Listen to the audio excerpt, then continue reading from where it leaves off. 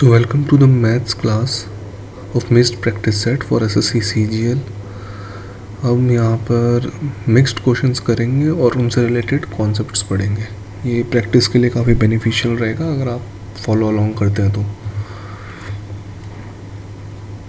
So first question is AB and CD are parallel straight lines। AB, CD are parallel straight line and HI is a transversal। HI is a transversal intersecting AB at E and CD at F। G is a point between line AB and CD but not on HI। HI पे नहीं है, G यहाँ ले लो। EGF ये 65 है।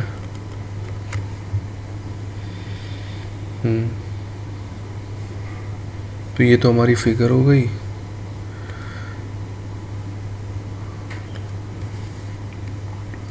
और हमें given क्या है, if 2/5 of BEG is equals to 3/5 of TFG। 5 से 5 cancel, BEG upon DFG is equals to 3/2। अब सिंस ये फ्रैक्शन में है या फिर रेशो में है तो इनकी जो रियल वैल्यूज़ होंगी ना, तो BEG की तो होगी 3x और DFG की जो रियल वैल्यू होगी वो 2x है। ठीक है, तो BEG कहाँ है, यहाँ है BEG 3x और DFG ये 2x है। एक और चीज़ हमें ये गिवन है, 3DFG is equals to DFE। तो DFG हमारा 2x तो है ही, 3 × 2x is equals to DFE। तो ये 6x DFE ये पूरा का पूरा 6x है, 2x इसमें से पहले से है तो यहाँ 4x लिख लेते हैं। What is the measure of angle FEG? FEG का मेजर निकालना है। ठीक है, FEG मतलब ये वाला, इसको फ़िलहाल के लिए y मान लेते हैं। तो पहले हम ट्राइंगल EF और G के अंदर सम 180 डिग्री लगा देते हैं। y + 4x + 65 is equals to 180 degree, y + 4x is equals to 115 degree. तो ये हमारी पहली इक्वेशन आ गई। और जब भी पैरेलल लाइंस होती हैं उनके जो सेम साइड के जो एंगल्स होते हैं उनका भी सम 180 डिग्री आता है। ये है को इंटीरियर एंगल।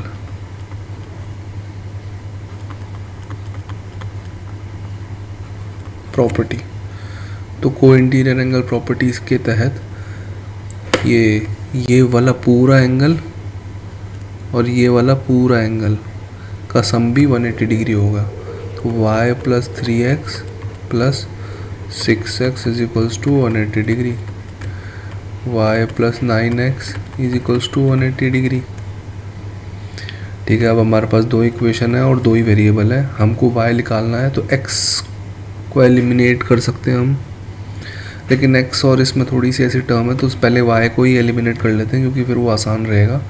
तो फर्स्ट और सेकंड इक्वेशन सेकंड में से फर्स्ट को माइनस कर देंगे तो y में से y जाएगा तो 0, 9x में से 4x जाएगा तो 5x और 65 degree, x is equals to 13 degree. अब x को कहीं भी डाल दो, फर्स्ट इक्वेशन में डाल देता हूँ मैं। फर्स्ट इक्वेशन में डालेंगे तो y + 13 4 जा 52 115 डिग्री। तो y हमारा आ जाएगा 3 6। ये हमारा आंसर। ठीक है, नेक्स्ट स्लाइड पे चलते हैं।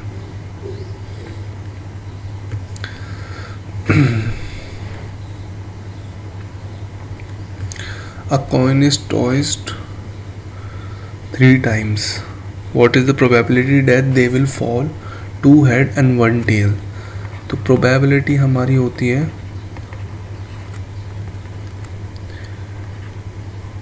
Favourable upon total.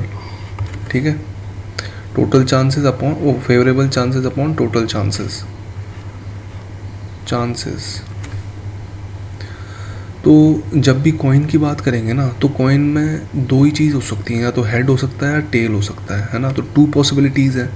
अब उसको कितने टाइम्स उसने टॉस किया है, तो जितने भी टोटल पॉसिबिलिटीज़ होगी वो 2 की पावर n होंगी। यहाँ पर हमको 2 की पावर 3 दे रखा है, क्योंकि 3 टाइम्स ये कॉइन टॉस हुआ है, तो 2 की पावर 3 8 पॉसिबिलिटीज़ हैं total.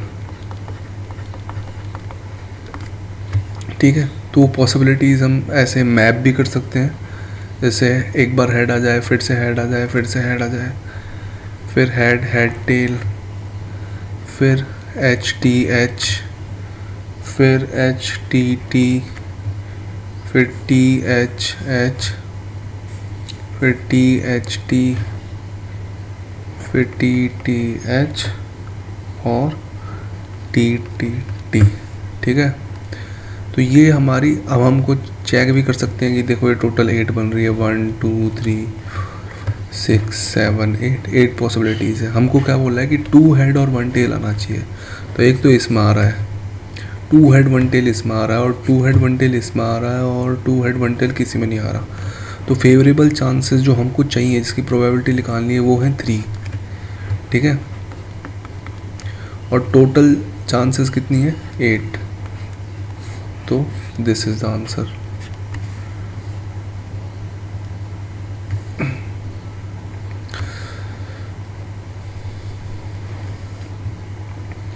A given number n is equals to 1 2 3 4 5 6 7 8 9 0, 1 2 3 4 5 6 7 8 9 0, और ये है अप टू 50 डिजिट्स। ठीक है, what is the smallest number that should be added to number n such that the sum is exactly divisible by 11? अच्छा, 11 की जो divisibility होती है वो हमको पता है,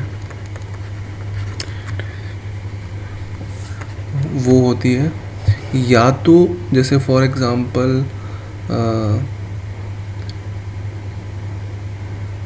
3 2 7 8 ऐसे कोई नंबर लिखा है। ठीक है, तो ये वाला नंबर, ये वाला नंबर, और जैसे जो भी इवन पोजीशन पे नंबर है और जो ऑड पोजीशन पे जो नंबर है ना, उनको जो डिफरेंस होगा या तो 0 आ जाए, आइदर इट शुड बी 0 और मल्टीपल ऑफ 11, तभी वो, जैसे कि यहाँ पर हम है ना ये करते हैं odd place minus even place. तो ऑड इसके अंदर अगर यहाँ से 0 मानते हैं, 0 1 2 3, तो ऑड प्लेस क्या है? 1 और 7 और 3 है ऑड पे, तो 10 माइनस 8 और 2 10, तो 10 माइनस 10 0 हो गया। ठीक है, तो ये है डिविजिबल। ठीक है, ये तो रैंडमली लिख दिया मैंने और ये हो भी गया। तो हम जैसे ऐसे चेक करके भी दिखा सकते हैं फिर, तो अगर हो ही रहा है तो पहले 2 से चला जाएगा 22 0 1, फिर 7, फिर 9 से चले जाएगा 99, फिर 8 से चले जाएगा 88, है ना। तो ऐसे करके ये हो सकता है।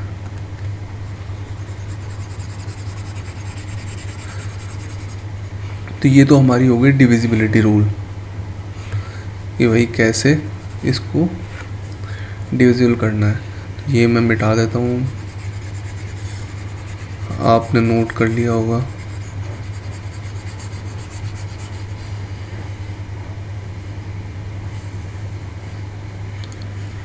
उसके बाद अब ये इतना बड़ा नंबर है, इसका कैसे करेंगे। अब इसमें आप ध्यान से देखोगे ना तो रिपीट हो रही हैं चीज़ें, जैसे 1 से लेके 0 तक नंबर आ रहे हैं, उसके बाद सब रिपीट हो रहा है।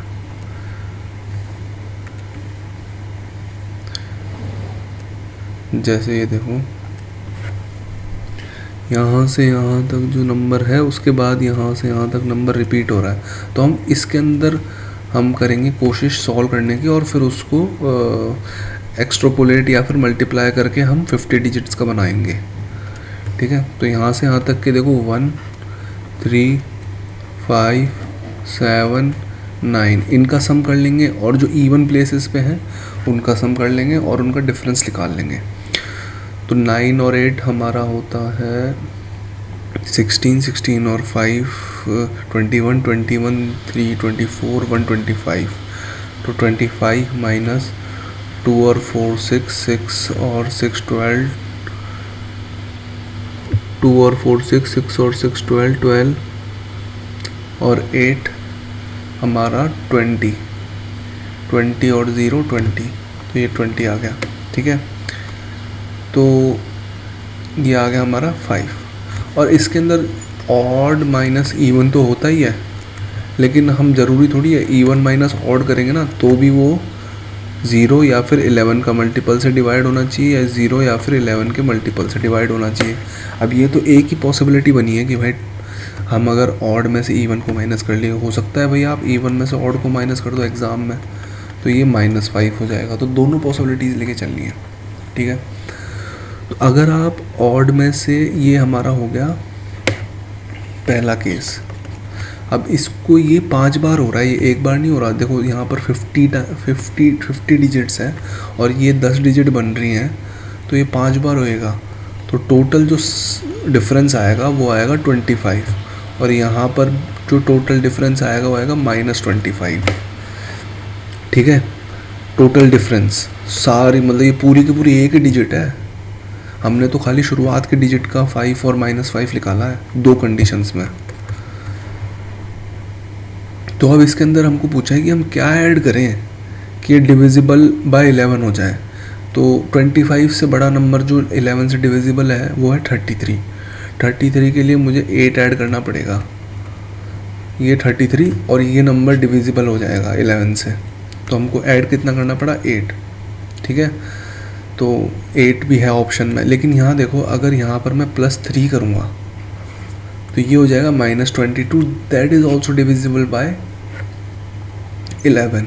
लेकिन यहाँ पर हमको छोटा नंबर ऐड करना पड़ा, तो हम जल्दी जल्दी में 8 भी मार्क कर सकते हैं, इसलिए हमको थोड़ा सेकंड कंडीशंस पे भी ध्यान रखना है। तो इसलिए इसका जो एक्चुअल आंसर है वो 3 होगा।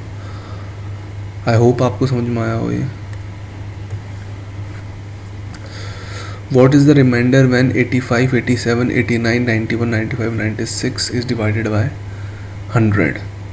तो अब ये पूरा जो नंबर है इसको डिवाइड करना है 100 से। अच्छा, 100 से डिवाइड करना अब काफ़ी आसान होता है, बस आपको 2 और 5 का पेयर अगर यहाँ पर मिल गया तो वो एक 0 को तो काट ही देगा।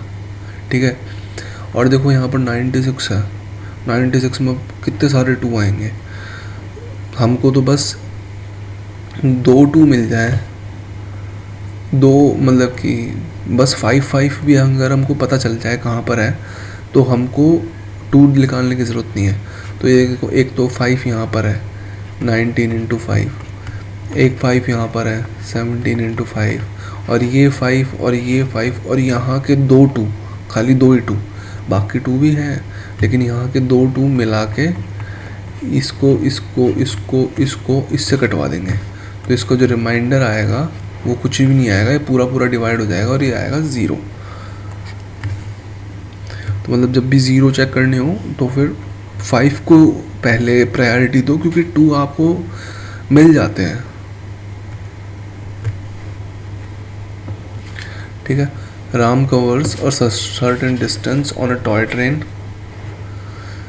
Had the train moved 88 km faster, it would have taken 20 minutes less.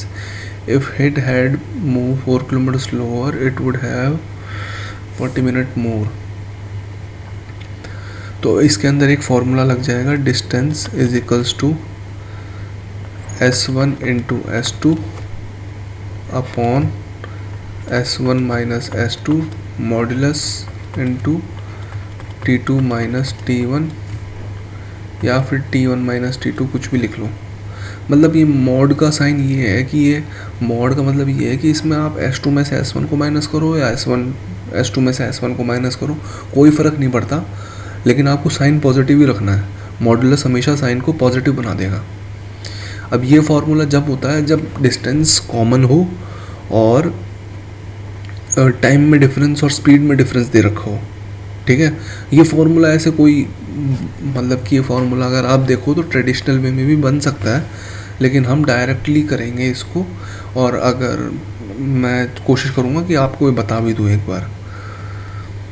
तो आराम cover a distance on a toy train, had the train moved 8 kilometre faster.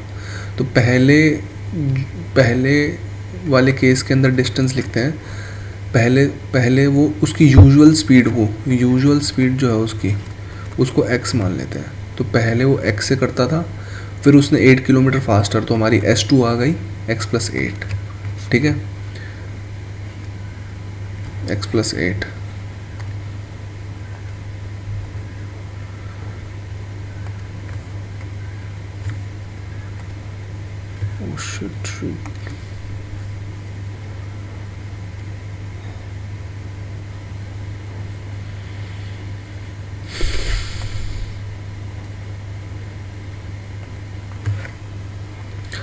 तो यहाँ पर ये मॉडुलस का साइन है, S1 हमारी x है, minus x minus 8 T2 it would have taken 20 minute less. तो लेस करके इसने पहले से ही दे रखा है, तो मतलब T2 माइनस T1 ही 20 है, यूजुअल टाइम T होगा, और उसके बाद वो 20 मिनट कम ले रहा है, तो हमको डायरेक्ट ही दिया हुआ है तो 20 ले लेंगे, 20 मिनट है, इसलिए यहाँ पर 60 से डिवाइड कर देंगे।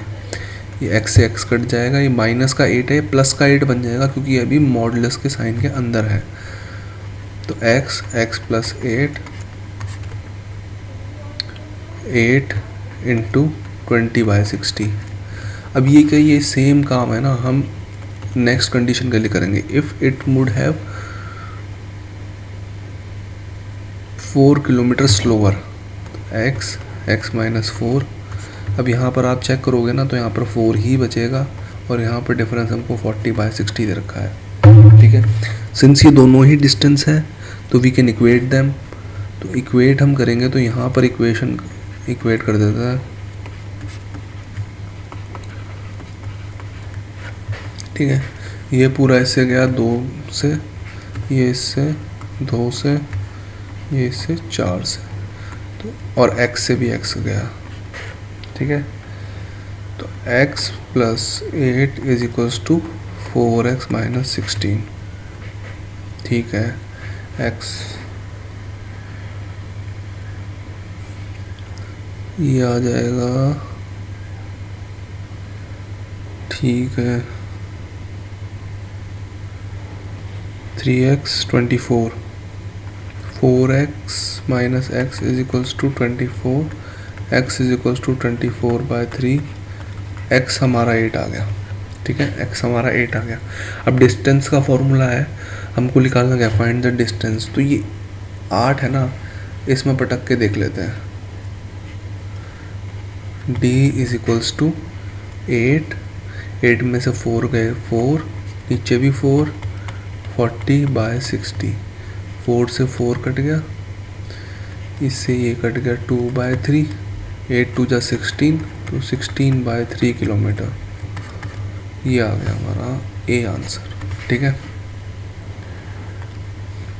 अच्छा, ये फॉर्मूला आया कैसे वो भी बता देता हूँ।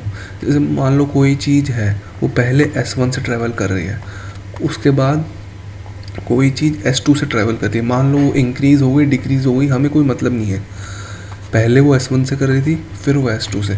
जब वो S1 से कर रही थी, जब वो टाइम T1 में पहुँच रही थी वहाँ पर, और जब वो S2 से ट्रैवल कर रही थी तो टाइम T2 में पहुँच रही थी। अब यहाँ पर हमने क्या अजम्पशन ली है, अजम्पशन जो हमने ली है वो है डिस्टेंस जो है वो बोथ केस में कॉमन है, ठीक है। तो हम सिंपल सा आप फॉर्मूला लगाएंगे, speed is equals to distance upon time वाला। तो पहले वाले को टाइम जो लगेगा वो लगेगा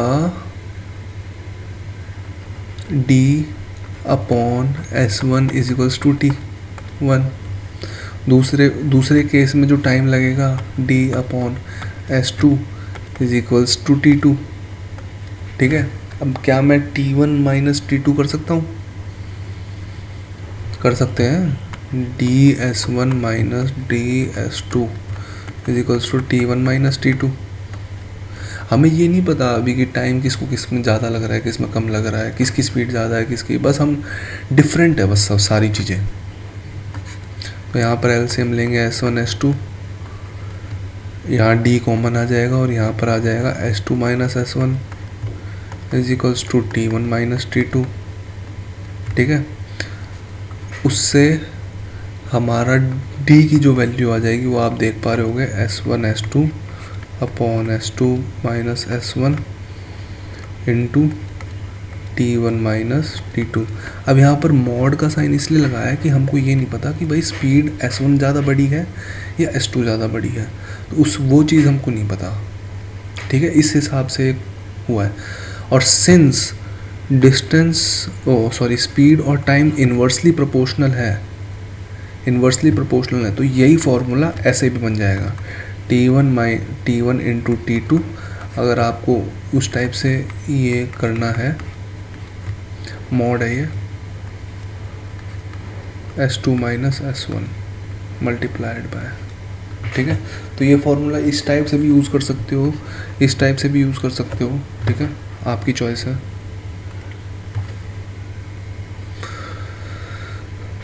ABC runs simultaneously starting from a point around a circular track of 1200। अब यहाँ पर A, B और C हैं, इन्होंने ट्रैक करना है। A की स्पीड 2 है, B की 4 है और C की 6 है। A, B run in the same direction while C run in opposite direction। अच्छा,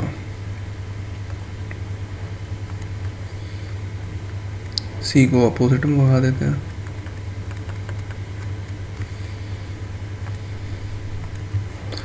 सी को इधर भगा देते हैं। while C run in opposite after how much time they will meet for the first time। अच्छा, इन क्वेश्चनों में हम ज़्यादातर क्या करते हैं, हम टाइम्स निकालते हैं वो कितनी देर में कर रहे हैं पूरा, और फिर उसका LCM निकाल देते हैं, ठीक है। अब यहाँ पर 3 है तो 3 केस ही बनेंगे। अगर फॉर एग्जांपल ए बी देखते हैं अपन, ए बी कितनी देर में मीट करेंगे। एक छोटा सर्कल बनाता हूँ ए बी। अब ए इधर 2 से जा रहा है और बी इधर 4 से जा रहा है, ठीक है। अगर मुझे ए को रोकना है, एक बार करते हैं कि भाई ए को हम एक जगह रोक देते हैं, तो 2 स्पीड इधर देनी पड़ेगी और 2 ही स्पीड इधर देनी पड़ेगी। जो काम ए के साथ होगा ना वही बी के साथ भी होगा। तो ए की तो स्पीड हो गई 0 और बी की नेट स्पीड हो गई 2। तो ए तो यहीं रुका हुआ है ना, अब बी को एक चक्कर लगा के आना है और वो मिल जाएगा इससे, ठीक है, 2 मीटर पर सेकंड की स्पीड से। तो टाइम कितना होगा 1200 अपॉन 2 मीटर पर सेकंड, तो 600 सेकंड में ए बी का मिलन होगा, ए कॉमा बी, ठीक है। उसके बाद में फिर हम क्या करते हैं, बी और सी का करते हैं, बी कॉमा सी, है ना। यहाँ पर बी कॉमा, अच्छा बी और सी, सी इधर 6 से, ये इधर 4 से, ठीक है। अब बी और सी में से किसी को भी बिठा दो। जैसे सी को अगर बैठाना है तो इधर 6 देनी पड़ेगी, इधर 6 दिया है तो इधर ही 6 देनी पड़ेगी, ठीक है। तो अब सी की तो स्पीड 0 हो गई और बी की स्पीड हो गई 10, ठीक है। तो अब सी तो यहीं रुका रहेगा और बी चक्कर लगा के इससे वापस मिल जाएगा। इसको रिलेटिव स्पीड बोल देते हैं हम। तो 1200 120 सेकंड, ठीक है। सेम काम हम ए और सी के साथ भी कर लेते हैं। ए सी 6, 2, इधर भी 6 दे दो तो इधर भी 6 देनी पड़ेगी, तो ये दोनों मिल के 8 बना देंगे, तो 1200/8। ठीक है, पहले ये जाएगा हमारा 1 से 40। ठीक है, अब ये तो है टाइम ए बी के मिलने का, बी सी के मिलने का और सी ए के मिलने का। अगर हम इन तीनों का एलसीएम ले लेंगे तो हमारा टाइम आ जाएगा तीनों के मिलने का। तो एलसीएम 600, 120 और 150। तो ये तो मतलब देखने से पता ही चल रहा है कि इसका एलसीएम 600 सेकंड आएगा। तो इसका answer 600 second, 600 second divided by 60 कर देंगे तो आ जाएगा 10 मिनट। तो 10 मिनट इज द आंसर। ठीक है,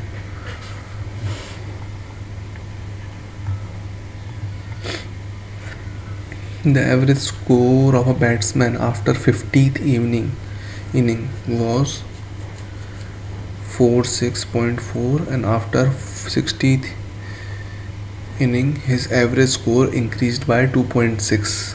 What was his average score in the last 10 innings? अच्छा, अब इसको दो तरीके से कर सकते हैं। एक तो ट्रेडिशनल मेथड, बिल्कुल ट्रेडिशनल, और एक हम इसके अंदर मतलब कि एलिगेशन टाइप का एक मेथड है वो लगा सकते हैं। दोनों ही मेथड आसान है, दोनों ही बता देता हूँ जो आपको सूट करे ना, क्योंकि जब आपको कोई मेथड आता नहीं है ना तो आपको ट्रेडिशनल पे ही जाना पड़ता है ना। तो जैसे इसके अंदर the average score of a batsman after 50th inning, मतलब 50 इनिंग खेलनी है, हमको ये नहीं पता यहाँ का सम कितना है, और ये 46.4 है। ठीक है, आफ्टर 60th इनिंग तो मतलब कि यहाँ पर सम जो होगा 50 का तो है ही, और यहाँ पर सम 10 का और जुड़ गया और यहाँ पर 60 हो गए, और यहाँ पर हमको इंक्रीज्ड बाय 2.6। ठीक है, तो 46.4 प्लस 2.6 हो गया। इतना समझ में आ रहा है? ठीक है, what is the average score in the last 10 inning? तो S10/10 इसकी वैल्यू अगर हम निकाल दें तो हमारा क्वेश्चन बन जाएगा। ठीक है, okay okay okay okay okay okay okay okay okay okay okay okay okay okay.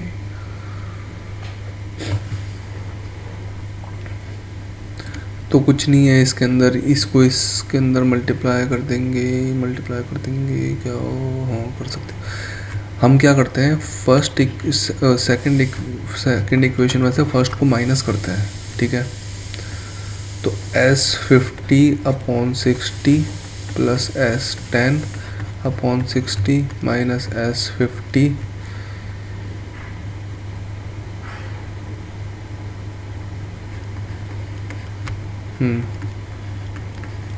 ठीक है, 46.4 में से 46.4 माइनस हो गया।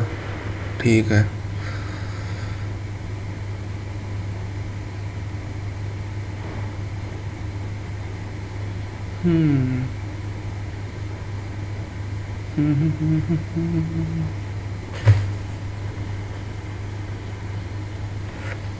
S10/S10 चाहिए ना, तो 50, 10 यहाँ पर भी वैसे तो भी थोड़ा लंबा जा रहा है यार। कर सकते हैं हम इसको अभी भी सॉल्व।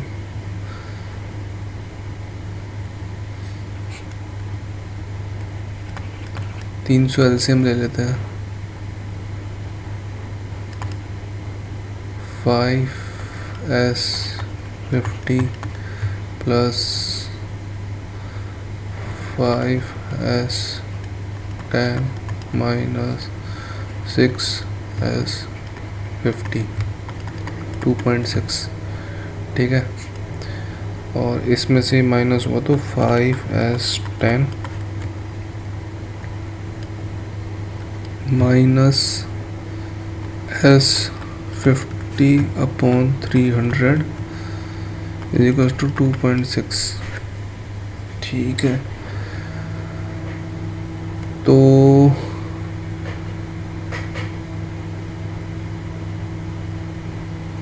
वैल्यूज़ तो डालनी पड़ेगी भाई, डालनी ही पड़ेगी। देखो अब इसके अंदर आप है ना ये वैल्यू यहाँ पर पुट करोगे, फिर आपका S10 आ जाएगा, मतलब, और फिर S10 जो आ जाएगा उसको 10 से डिवाइड करोगे तो आपका आंसर आ जाएगा। ठीक है, पर ये थोड़ा सा लेंदी प्रोसेस है, इसलिए मतलब मैं सोच रहा हूँ कि इसको रहने दूँ। आंसर आपका आ जाएगा इससे, नो डाउट। लेकिन आपको है ना एक बहुत ही अच्छी चीज़ बताता हूँ, एलिगेशन कैसे यूज़ कर सकते हैं हम। तो जब भी आपको है ना इस टाइप का रिलेशन मिले ना, जैसे एवरेज का क्या रिलेशन होता है, sum upon number of observation is equals to average. ठीक है, या फिर एवरेज को इधर लिख लेते हैं हम, सारी चीज़ इधर लिखेंगे।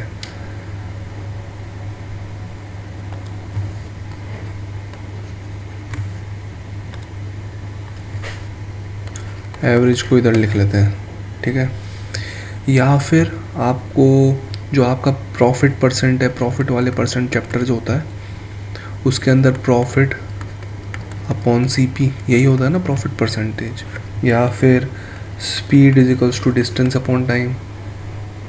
ठीक है, या फिर कॉस्ट प्राइस, कभी कभी हमको मान लो 10 रुपये kg दे दिया कोई चीज़। ठीक है, 10 रुपीज़ पर kg। ठीक है, तो नीचे क्या है, ऊपर तो है रुपी अपॉन kg, तो रुपीज़ और kg का भी रिलेशन हो तब भी हम ये मेथड लगा सकते हैं एलिगेशन का। ठीक है, मेरा जो यहाँ पर जो हम अब कॉन्सेप्ट को हम देखेंगे कि हम कॉन्सेप्ट कैसे लगाते हैं। ठीक है, तो ये सारी इसकी पॉसिबिलिटीज़ हैं।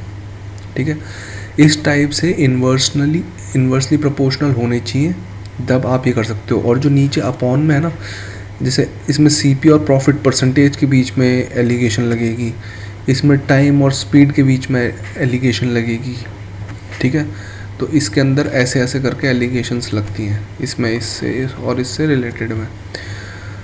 तो हम क्या करेंगे, सबसे पहले यहाँ पर रखा है हमने एवरेज, तो सबसे पहले 50 इनिंग्स का एवरेज था। ये मतलब एक बार सीख लो, बार बार इस वीडियो में आओगे ना तो बार बार मैं इसी मेथड से इन सारे क्वेश्चनों को सॉल्व करने की कोशिश करूँगा, तो वो जल्दी हो जाएंगे। तो यहाँ पर 46.4 है। ठीक है, और हमें आफ्टर 60 इनिंग्स, यहाँ पर देखो 60 इनिंग का टोटल का दिया हुआ है, इंक्रीज़ बाय 2.6 से इंक्रीज़ होएगी तो 49 हो जाएगा। और यहाँ पर 10 इनिंग का निकालना है, ये x है मान लो। ठीक है, तो यहाँ से यहाँ तक की जो यहाँ से यहाँ तक आने में 2.6 हुआ। ठीक है, और हम है ना ये रेशोज़ को इधर कर देते हैं मल्टीप्लाई, जैसे यहाँ से 5 है और ये 1 है, ये 1 और 5 ये इधर मल्टीप्लाई क्यों करते हैं, एक बार देख लेते हैं, अगर पता नहीं समझा पाऊँगा या नहीं।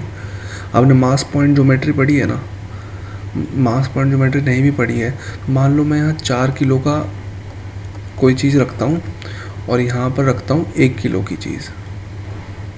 ठीक है, 1 किलो की चीज़ रखता हूँ। ठीक है, तो अगर मैं यहाँ बीच में बैलेंस करूँगा तो बैलेंस नहीं हो पाएगा। तो ये जो डिस्टेंस होगी ना यहाँ की तो वो किस रेशो में होंगी, आप काउंटर इंट्यूटिवली सोच के देखो इस चीज़ को।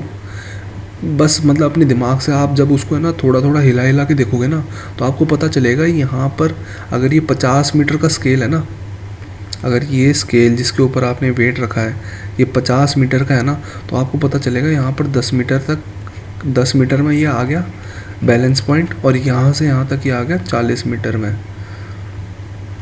ठीक है, तो जो ये वेट का जो रेशो होगा ना वही होगा इनके बीच की डिस्टेंस का। तो इसी टाइप का ये कॉन्सेप्ट है आप है ना मास पॉइंट ज्योमेट्री एक ये लिख लो कि ये तो आप है ना ज्योमेट्री में भी यूज़ करोगे इस टाइप का कॉन्सेप्ट। तो अब जैसे यहाँ पर ये 5 का वेट है और यहाँ पर 1 का वेट है, तो ये जो यहाँ से जो ये डिस्टेंस होगी ना, ये 5 यूनिट होगी और यहाँ से ये डिस्टेंस होगी ये 1 यूनिट होगी। ठीक है, अब 1 यूनिट की वैल्यू हमको 1 यूनिट की 2.6 दे रखी है, तो 5 यूनिट की कितनी हो जाएगी 2.6 इंटू 5। ठीक है, 0 3 8 5 2 जा 10 13। ठीक है, तो हम 13 ऐड कर देंगे। अब यहाँ से यहाँ तक देखो ये माइनस माइनस हो रहा है, तो यहाँ से यहाँ तक प्लस हुआ है, फिर आगे भी ये प्लस ही होएगा। 49 प्लस 13, तो ये आ गया हमारा 262। तो ये सीधा सीधा आंसर। अब ये कॉन्सेप्ट आपको एकदम से तो अजीब सा लग रहा होगा, लेकिन आप है ना अभी और क्वेश्चंस देखना, इस टाइप के सारे क्वेश्चंस हम इसी मेथड से करेंगे और ज्योमेट्री भी इसी मेथड से करेंगे, तो वो आपको आ जाएगा। और ये इसका बेसिक्स यहाँ पर है। ये काउंटर इंट्यूटिवली आप सोच सकते हो कि अगर 4 किलो का यहाँ रखा है, 1 किलो का यहाँ रखा है, तो आप बैलेंस करोगे तो बीच में बैलेंस नहीं होगा। फिर आप उसको हिला हिला के देखोगे ना, तो जिस रेशो में वेट है ना उसके उल्टे रेशो में इसकी डिस्टेंस होगी। इसी को तो इन्वर्सली प्रोपोर्शनल बोलते हैं। जितनी ज़्यादा टाइम लगेगा उतनी स्पीड कम होगी। इसीलिए ये जो मेथड है ये उन्हीं में लगता है जो वेरिएबल्स इन्वर्सली प्रोपोर्शनल होते हैं एक दूसरे के। ठीक है, ये सब हमने कर लिया। अच्छा सो इसके अंदर क्या दे रखा है, 2 vessel containing milk of 75%, 2 vessel and 60%। तो ये वेसल 1 के अंदर milk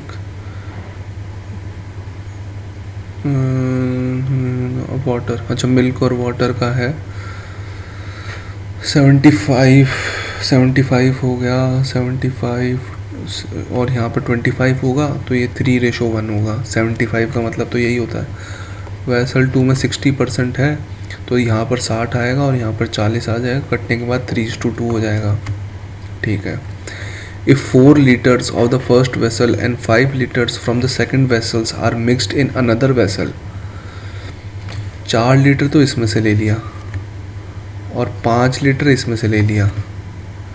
What then in 12 liter of resulting solution, what amount of water must be added to make the ratio 1:1?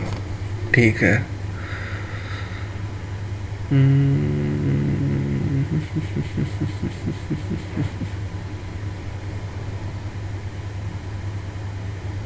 तो कुछ नहीं करेंगे। ये देखो इन दोनों का सम भी 4 ही बन रहा है और यहाँ भी 4 ही है, ये तो हमारे लिए ब्लेसिंग हो गई। 3 और 2, यहाँ भी 3 और 2 ही है। ठीक है, तो इनको हम सीधा सीधा ऐड कर सकते हैं। तो ये 9 हो गया, ये 3 हो गया, तो ये 3:1। अब इसने बोला 12 लीटर बनाना है इसका, 12 लीटर ऑफ रिजल्टिंग सोल्यूशन करना है। अभी तो ये वैसे तो 9 लीटर है, लेकिन हमने 12 लीटर का ये सोल्यूशन लिया है। ठीक है, अगर 12 लीटर का लिया है तो 12 लीटर का लिया है तो ये देखो ये रेशो है, तो ये रियल वैल्यूज़ नहीं है।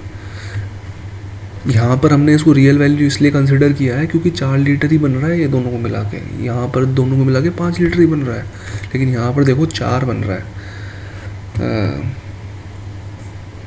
यहाँ पर 12 बन रहा है। अच्छा, अगर इसको हम है ना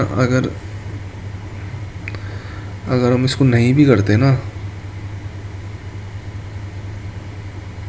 वैसे तो मैंने को एक मिस्टेक दिख गई है मेरी, यहाँ पर 9 तो आता ही नहीं, यहाँ पर 6 और 3 आता और ये 2:1 बनते। एक मिस्टेक तो ये हो गई। अभी ये देखो यहाँ पर हमने 6 और 3 को डायरेक्ट यहाँ पर 9 नहीं लिखा क्योंकि हमको चाहिए 12। ठीक है, और तो इसलिए हम क्या करेंगे, 2x + x = 12 और 3x = 12, x = 4। अब ये x क्यों लगाया, क्योंकि 2 और 1 is not real values, they are in ratios. ये कुछ ना कुछ कटने के बाद बने हैं, तो हमने वो जो कटा हुआ है ना वो कटा हुआ x है, तो उसको ऐड करके 12 बना दिया, तो x की वैल्यू 4 आ गई।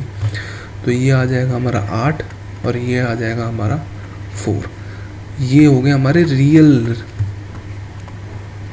ठीक है, तो अब इसके अंदर क्या बोला है कि हमको रेशो जो है फाइनली 1:1 बनाना है। 1:1, तो मतलब दोनों बराबर होना चाहिए। तो ये 8 है, इसमें प्लस 4 लीटर आप और जोड़ दो तो ये भी 8 बन जाएगा। कट के रेशो 1:1 आ जाएगा। तो 4 लीटर वाटर मिलाया है, 4 litre. 2 pipes A and B can fill a tanks in 45 minutes and 75 minutes respectively. अब a drain pipe C can empty 2/3। ठीक है, तो इसके अंदर हम कैसे करेंगे, A जो है A, अच्छा इन क्वेश्चनों में अब हम ये याद रखेंगे, जो मैं बड़े नंबर है ये इसकी एफिशिएंसी है। ठीक है, और ये 45 मिनट्स ये इसका टाइम है। तो एफिशिएंसी को टाइम से मल्टीप्लाई करते हैं तो क्या आता है, वर्क आ जाता है ना, आ जाता है वर्क। तो वर्क को फ़िलहाल हम इधर लिख लेते हैं क्योंकि उधर हम करेंगे कुछ। एक तरीके से तो ये वर्क आ रहा है, ठीक है, एक तरीके से ये आ रहा है वर्क। ठीक है, and a drain pipe C can empty the 2/3 filled tank, मतलब कि 2/3 वर्क वो करता है 20 मिनट में। खाली करने का करता है लेकिन करता है। तो 2/3 वर्क कर रहा है वो 20 मिनट में C। अब यहाँ पर एक छोटा सा माइनस साइन लगा देता हूँ क्योंकि ये खाली कर रहा है, हमको ये याद रहेगा फिर। तो अब जब ये तीनों वर्क बराबर होंगे ना तब हम इन टाइम्स का एलसीएम ले लेंगे क्योंकि वो इजी पड़ेगा। तो 2 से ये 2 कटेगा 10 और ये 3 यहाँ आ जाएगा तो ये 30 हो जाएगा। ठीक है, अब इसका और इसका एलसीएम ले लेते हैं। तो 75 40 90 भी नहीं आएगा, 180 भी नहीं आएगा, 180 900 आ जाएगा इसका।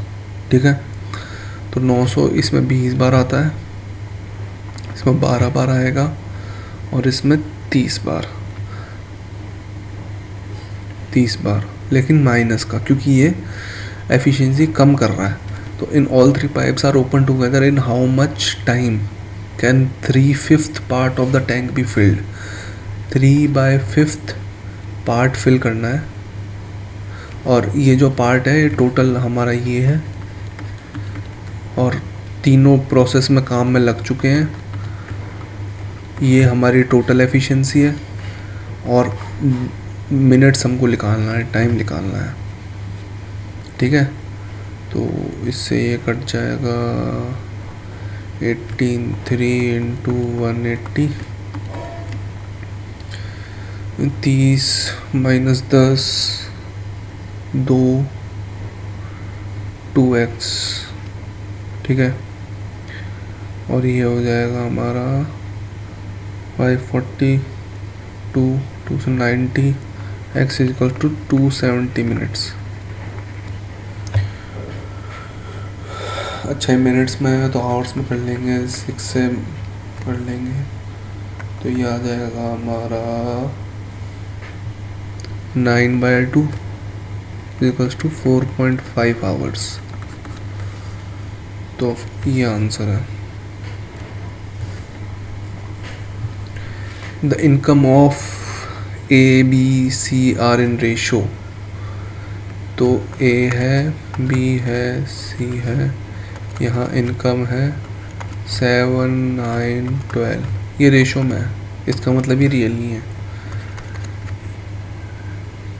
8 9 15 ये इनकी स्पेंडिंग है। ठीक है, तो ये भी रेशो में है इसलिए रियल नहीं है। अच्छा, इनको रियल कैसे बना सकता हूँ मैं, अगर इनके साथ में मैं कोई वेरिएबल ऐड कर दूँ तो ये रियल बन जाएंगी। जैसे इसके साथ आई कर दिया, इसके साथ आई कर दिया। आई इसलिए लिया है क्योंकि इनकम है, इसके साथ ई कर दिया, इसके साथ ई कर दिया, इसके साथ ई कर दिया। अब ये रियल वैल्यूज़ हैं, अब ये रेशो नहीं है, मतलब रेशो में तो अभी भी रहेंगी but they are real values also now. उसने क्या बोला है, if A saves 1/4 of his income, A saves, जैसे मतलब ए की जो सेविंग है वो 1/4 है ए की इनकम के। ए की इनकम कितनी है, अब रियल है तो इसलिए रियल लिख सकता हूँ मैं यहाँ पर। तो ये 7/4i, ये ए की सेविंग है। तो यहाँ पर सेविंग का बना देते हैं, तो 7/4i, ठीक है। तो अब ये देखो, सिंस हम जानते हैं इनकम क्या होती है, expenditure plus saving, income minus expenditure करूँगा तो भी सेविंग आ जाएगा। तो अब ए की बात करते हैं, 7i minus 8e is equal to 7/4i, ठीक है।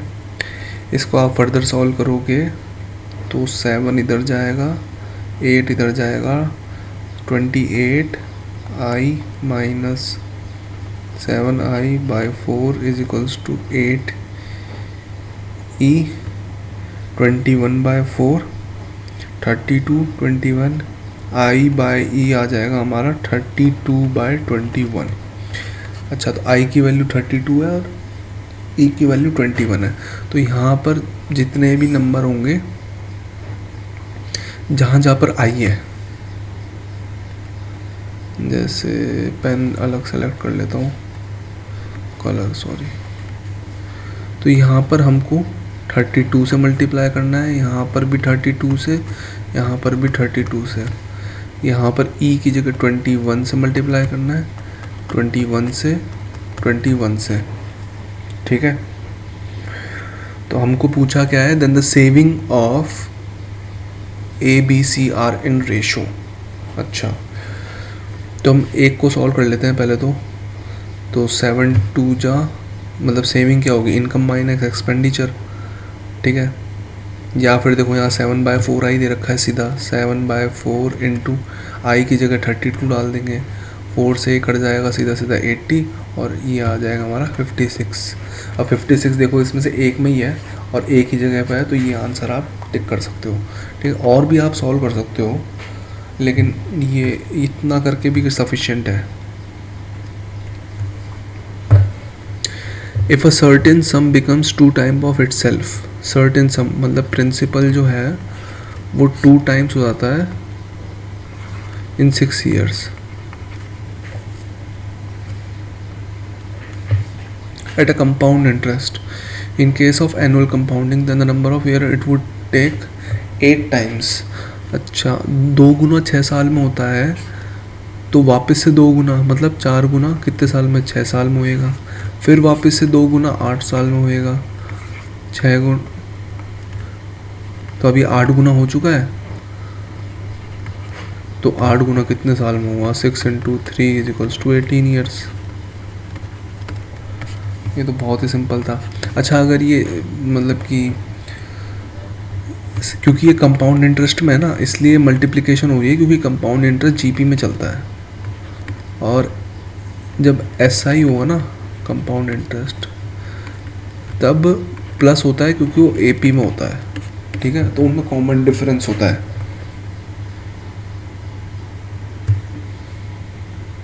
नेक्स्ट करते हैं, the difference between SI earned on P at 12% for 3 years and total CI earned on the same sum। अच्छा, कोई P प्रिंसिपल है, उसको 12% के लिए 3 साल पे दिया और सेम को 15% के लिए 2 साल के लिए दिया, तो उनका अच्छा डिफरेंस, तो अच्छा इन दोनों का डिफरेंस है वो 375 है, ठीक है। तो टोटल कितना इंटरेस्ट मिल रहा है, 12 × 3 36%, और यहाँ पर 15। अब ये कंपाउंड, ये तो सिंपल था तो इसलिए हमने सिंपल 12 + 12 + 12 3 साल के लिए कर दिया 36, लेकिन ये कंपाउंड में है, कंपाउंड में ब्याज वापस से लगता है ब्याज पे भी, तो हम सक्सेसिव परसेंटेज निकालेंगे। 15% प्लस 15% प्लस 15 इंटू 15/100, तो ये जल्दी से 2.30 प्लस 2.25, तो ये आ जाएगा 32.25%। ठीक है, ये चीज़ हमको पता ही है, ये फॉर्मूला होता है x प्लस वाई, कभी भी सक्सेसिव परसेंटेज निकालनी होती है। ठीक है, और यहाँ पर इनके साइन चेंज हो जाते हैं डिपेंडिंग अपॉन कि हम इंक्रीज़ कर रहे हैं या फिर डिक्रीज़ कर रहे हैं, डिस्काउंट लगा रहे हैं तो माइनस का साइन आ जाएगा। फॉर एग्जांपल एक बार इंक्रीज़ कर रहे हैं फिर डिस्काउंट लगा रहे हैं तो यहाँ पर प्लस आ जाएगा, यहाँ माइनस आ जाएगा, अल्टीमेटली यहाँ पर भी माइनस आ जाएगा। ठीक है, तो ऐसे आप फर्दर इस फॉर्मूले को एक्सटेंड, इसका यूसेज कर सकते हो।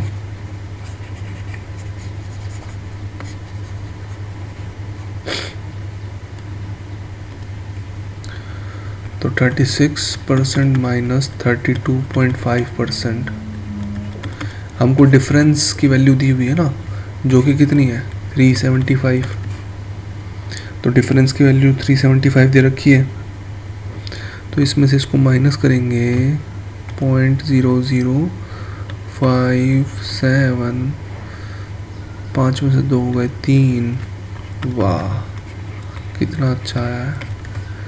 इसकी वैल्यू ये है, तो 100% की वैल्यू कितनी होगी 10,000, 1% की वैल्यू कितनी होगी 375/3.75, 100, तो हर 100 की वैल्यू कितनी होगी। ये यूनिटरी मेथड लगाया बस simple. A bicycle is sold for ₹1200 cash, for ₹480 cash down payment, allowed for 2 monthly instalment of ₹90 each, find the rate of interest. ठीक है, अब एक 1200 है, उसमें से 480 तो उसने हैंड टू हैंड दे दिए, तो बचे कितने 720। ठीक है, अब इन 720 पे उसको इंटरेस्ट पे करना पड़ रहा है। अगर मान लो मंथली इंटरेस्ट पे नहीं करता, तो मतलब कि या तो डेप्ट नॉर्मल इंटरेस्ट से आ सकती है, नॉर्मल, या फिर डेप्ट हम कैसे चुका सकते हैं मंथली।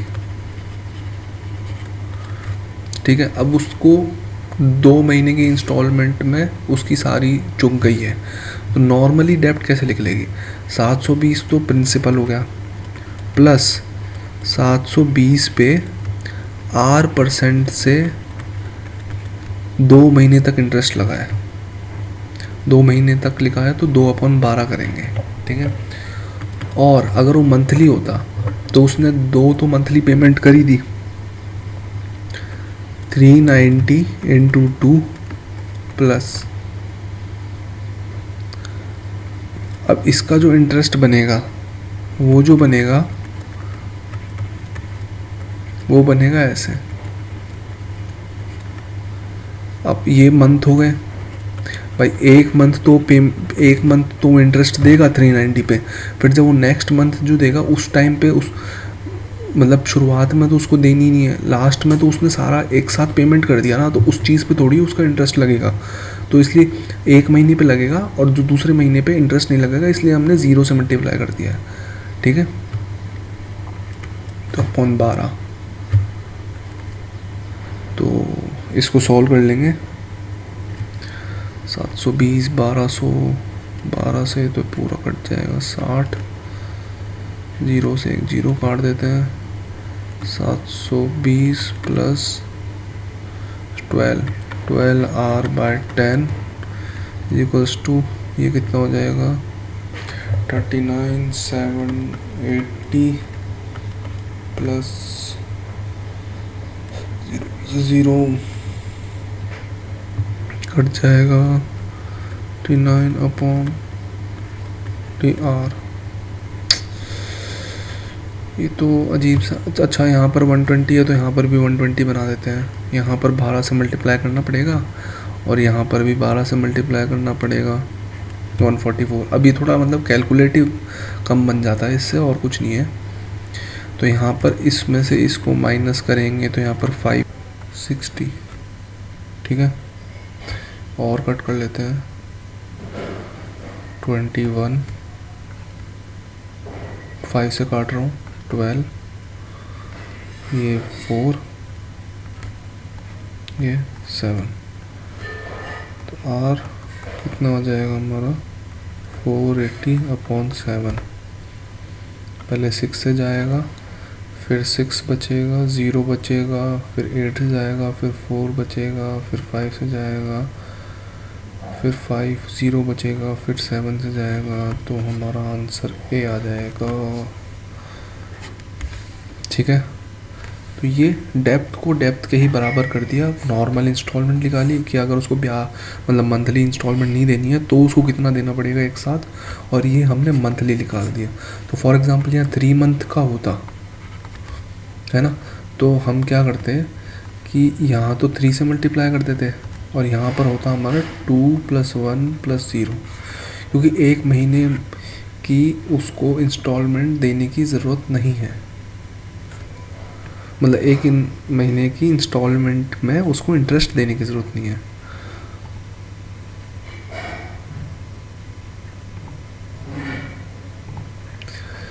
नेक्स्ट करते हैं। Ram purchased an item for which there was 13.5% discount offered on the part of payment made in cash. अच्छा, and 6.25 surcharge on the part of payment through credit card। अच्छा, राम ने ऐसी जगह गया है जहाँ पर अगर कैश में पेमेंट करोगे तो 13.5% डिस्काउंट है, और कार्ड से करोगे तो सरचार्ज लगेगा 6.25% का। मतलब कि फालतू ही पैसे लग रहे हैं, एक्स्ट्रा ही। ये भी ठीक है।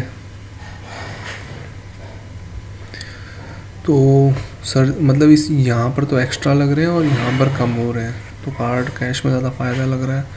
If Ram would have paid the entire amount in cash he would have paid ₹Y। अगर उसने सारा का सारा कैश में दिया होता तो Y पैसे दिया है, but he actually paid out of which इतना हो कैश। अच्छा, कैश में उसने एक्चुअली भी कितना पे किया 29064, और क्रेडिट कार्ड से टोटल में से माइनस कर लेते हैं। टोटल यहाँ लिख देता हूँ,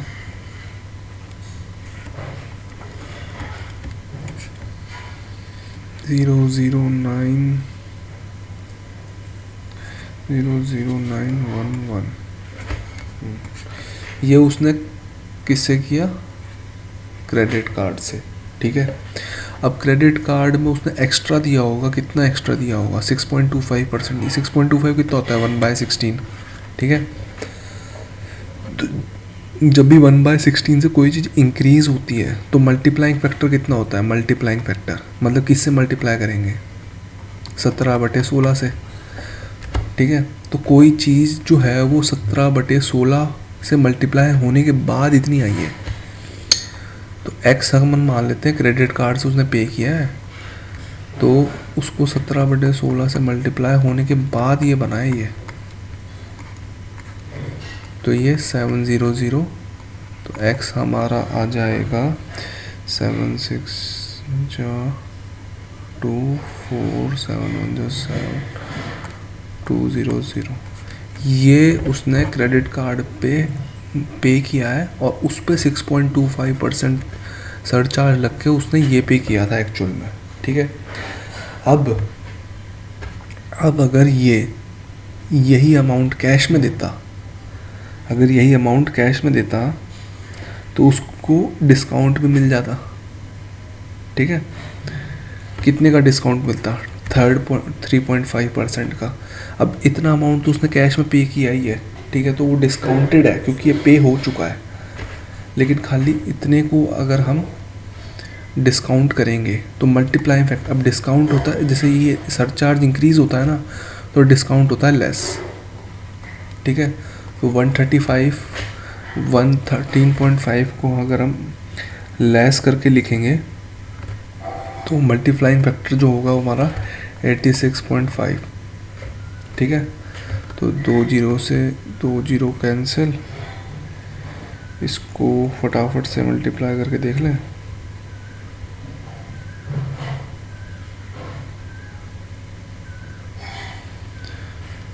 नीचे 10 उतार देते हैं, यहाँ 2, यहाँ 173, यहाँ 56, ठीक है। 173, 56, 6 3 जा 18, 1 6 7 3 4 7 1 0 3 0 5 6 8 8 6 9। अच्छा, इतना पे करना पड़ता उसको अगर वो कैश में देता, ठीक है। तो ये मतलब इस x को मल्टीप्लाई हमने किससे किया, डिस्काउंट से, जो उसको कैश में। तो जो कैश अगर वो पे करता तो वो क्रेडिट कार्ड में तो उसने देख 11,900 रुपये पे किए, लेकिन कैश अगर पे करता ना तो इतने ही करता, ठीक है। और इतने उसने पहले ही करे हुए हैं, ठीक है। 29064, ठीक है, इतने उसने पहले ही करे हुए हैं। तो ये 2 5 7 8 3 इतने उसको पे करने पड़ते अगर वो, ये पूरी की पूरी वाई अमाउंट है कैश में, क्योंकि इतने पहले ही कैश में कर रखे हैं। हमको बस क्रेडिट कार्ड के पैसे कैश में कन्वर्ट करने थे। उसके लिए हमने क्या किया, सबसे पहले हमने देखा भाई वो बढ़ा हुआ है तो हमने थोड़े कम वाले निकाले एक्स, और फिर एक्स कम वाले निकल गए तो अब उस पर और डिस्काउंट लग रहा है क्योंकि कैश में पे कर रहे हैं। तो ये आंसर है, ठीक है। लास्ट क्वेश्चन है आज का। हम 15 क्वेश्चंस के सेट्स लगाएंगे। कोशिश करूँगा मैं मैक्सिमम सेट्स लगा पाऊँ। टारगेट 30 का है, लेकिन उससे आगे एक्सटेंड करते हैं तो भी करेंगे। तो if x + 1/x = 14, x + 1/x = 14, x√x - 14, ये कितना होगा। अब ये वाले क्वेश्चंस आपने देखे होंगे, बहुत सारे आते हैं। तो इसके अंदर कभी कभी आपसे ये पूछता है x² + 1/x² बता दो, x² - 1/x² बता दो, ठीक है, इस टाइप से पूछता है। तो आज वंस एंड फॉर ऑल इसको क्लियर करते हैं। एक आइडेंटिटी हमको हमेशा से पता है, a + b के होल स्क्वायर की a² + b² + 2ab, ठीक है। अब यहाँ पर x + 1/x हो जाए तो यहाँ पर क्या आ जाएगा, x² + 1/x² + 2 × 1/x, x, तो यहाँ 2 आ गया, ठीक है। x + 1/x²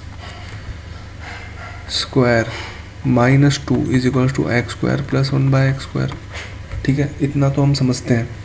अब हमको देखो, हमेशा क्वेश्चन में क्या दिया होगा, क्वेश्चन में x + 1/x की वैल्यू दे दी होंगी, जिसको अपन k मान लेते हैं, ठीक है। बुक्स में k से फॉर्मूला दे रखा है, इसलिए k ही मान लेते हैं।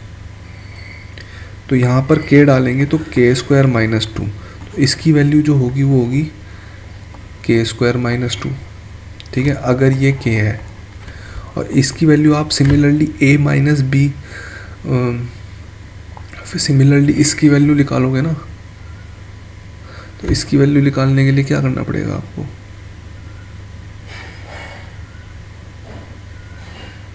k², नहीं, इसकी वैल्यू निकालने के लिए थोड़ी सी मेहनत करनी पड़ेगी। वो मेहनत मैं बताता हूँ कैसे करनी पड़ेगी। जैसे डायरेक्ट फॉर्मूला बता दूँ क्या, चलो बता ही देता हूँ। अब ये देखो, a + b का whole square minus a - b का होल स्क्वायर = क्या होता है, 4ab। ये कैसे पता, ये देखो आप सॉल्व भी करोगे ना तो a² b² कैंसिल हो जाएगा, और ये फॉर्मूला है, मतलब है भी नहीं, बना हुआ है मतलब। तो यहाँ पर देखो x + 1/x डालूँगा, और यहाँ पर x - 1/x डालूँगा, तो यहाँ पर आ जाएगा 4 x इंटू 1/x करूँगा तो 1 ही रहेगा, ठीक है। अब इसकी जगह k है, ठीक है, तो k square minus x1 minus x square is equals to 4, ठीक है। तो x माइनस 1/x की वैल्यू क्या जाएगी, रूट k स्क्वायर माइनस 4। तो यहाँ की वैल्यू क्या आ जाएगी, रूट k स्क्वायर माइनस 4, ठीक। ये तो बेसिक है कि भाई ये फॉर्मूलेज वगैरह आए कहाँ से, मतलब कि ये फॉर्मूला आया कहाँ से। तो इसको इरेज कर देता हूँ, सारा ही कुछ बता देता हूँ।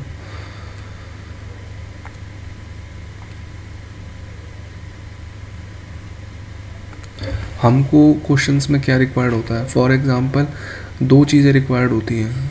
अगर आप को x square plus 1/x square है, इसके अंदर अगर आपको नीचे, पहले चलो मान लो बड़ा नंबर ले लेते हैं, 4 लेते हैं, 4 ले लेते हैं। तो अगर आपको नीचे जाना है तो नीचे तो आप जा सकते हो, प्लस में भी जा सकते हो और माइनस में भी जा सकते हो, मतलब पावर हाफ आप कर सकते हो। अगर ये k है, अगर ये k है तो ये हो जाएगा आपका k स्क्वायर माइनस 2 और ये हो जाएगा आपका k स्क्वायर प्लस 2, ठीक है। इसके अंदर फर्दर आप जा सकते हो, x plus 1/x is equals to, अब इसको है ना, इसको अपन g मान लेते हैं, तो ये g स्क्वायर माइनस 2 और यहाँ पर x 1/x is equals to g square plus 2, ठीक है। फर्दर आप नीचे जा सकते हो ऐसे कर करके, यहाँ से root x plus 1/√x is equals to, इसको अपन f स्क्वायर माइनस 2 और ये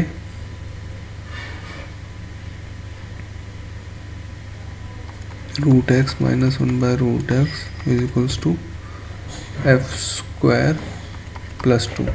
तो ये हम एक तरह से डाउन स्ट्रीम में जा रहे हैं, मतलब पावर हाफ हो रही है एवरी स्टेप में, ठीक है। और ये तो हो गया डाउन साइजिंग करना, ठीक है, डाउन साइजिंग करना हो गया। लेकिन कभी कभी अभी ये जैसे ये चीज़ है ना, आप नोट कर लेना, है ना, मैं अभी मिटा रहा हूँ। ये तो हो गया डाउनवर्ड्स अगर हम जा रहे हैं तो,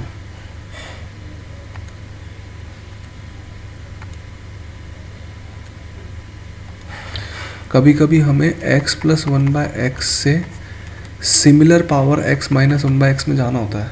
तो उसके लिए देखो मैंने अभी बताया था कि x माइनस 1/x जो होगा वो होगा 4, इधर जो कि माइनस में हो जाएगा k स्क्वायर माइनस 4, हाँ ये होगा। अगर ये k है तो इसकी वैल्यू ये होगी, ठीक है।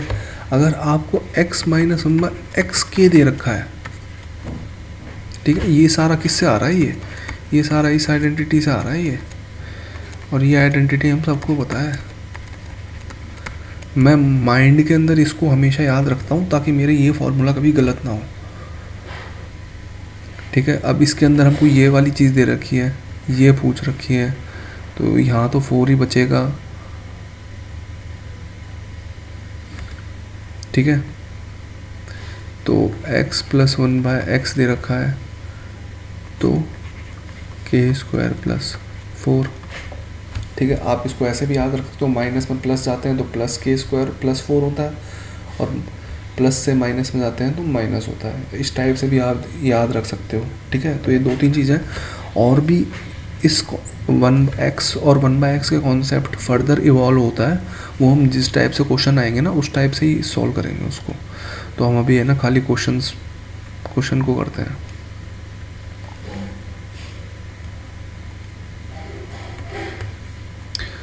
अब इसमें x प्लस 1/x को 14 दे रखा है, और हम वो देखो एक तो x पूछ रखा है, रूट इन दोनों की वैल्यू आएगी तो ये आ ही जाएगा। तो हमको ये पता है कि हम इसको डाउन साइज कर सकते हैं। कैसे? के स्क्वायर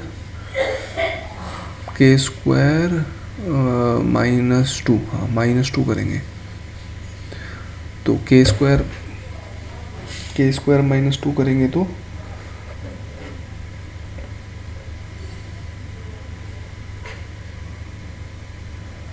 सॉरी k+2 का रूट। मैंने आपको गलत तो नहीं बता दिया है? नहीं आप ठीक ही बताया होगा।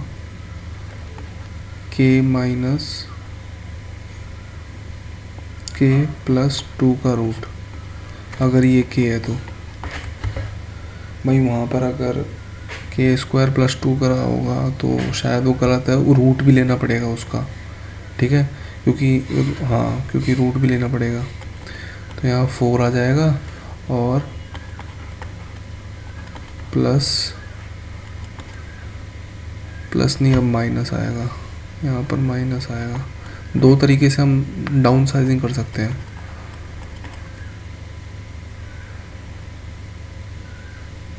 तो 14 में से गए तो यहाँ पर k-2 12 का रूट इजिकल्स टू 2√3। ठीक है, अब ये दो वैल्यूज़ आ गई, दो इक्वेशन है, हम इन दोनों इक्वेशन को ऐड कर देंगे तो ये वाला और ये वाला कैंसिल हो जाएगा। 2√x equals to 4 + 2√3।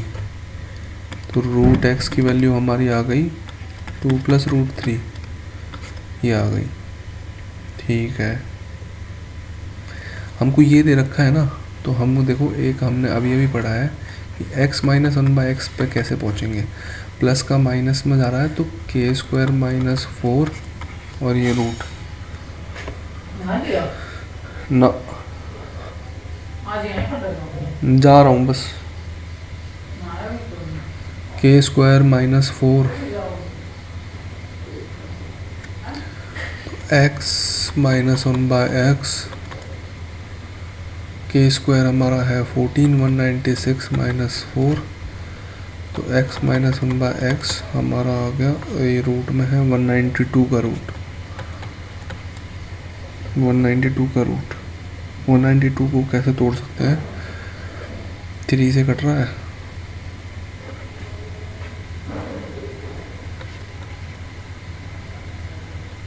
से अगर ये कट जाएगा तो यहाँ पर क्या आएगा? ओ सही जगह काट दिया।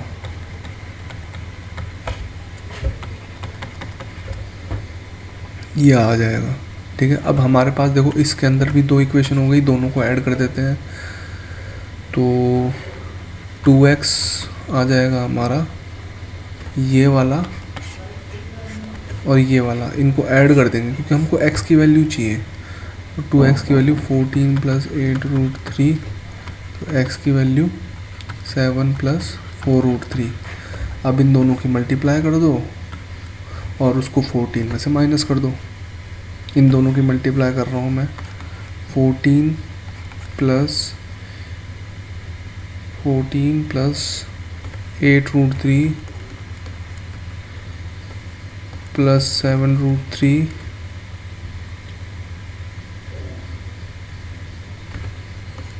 + 12 - 14 से ये 14 गया,